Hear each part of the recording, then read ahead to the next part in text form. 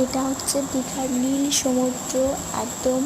আমরা এখানে শঙ্করপুরে গিয়েছিলাম, আর এখানে দেখো সমুদ্রটাকে অসাধারণ লাগছে, একদম পুরো নীল সাগর যাকে বলে। আমরা এখানে গিয়েছিলাম, প্রচণ্ড পরিমাণে বৃষ্টি হচ্ছিল, তো তাও বিকেলের দিকে বেরিয়েছিলাম ওই অসাধারণ সিনটা দেখতে। এটা দীঘা না, দীঘা থেকে আমরা গাড়ি করে গিয়েছিলাম, সেই গাড়িতে নিয়ে কিছুটা এসে শঙ্করপুর, তাজপুর এখানে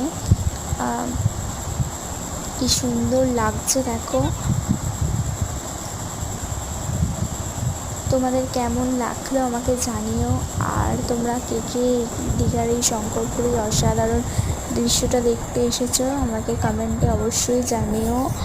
দীঘা তো গেছো, বাট এরকম এই শঙ্করপুর থেকে এই অসাধারণ ভিউটা থেকে দেখেছো আমাকে জানাতে ভুলো না। আমার তো খুব সুন্দর লাগলো, কি সুন্দর লাগছে দেখো, চোখ জুড়িয়ে যাচ্ছে প্রকৃতির অপূর্ব সুন্দর দৃশ্য দেখে।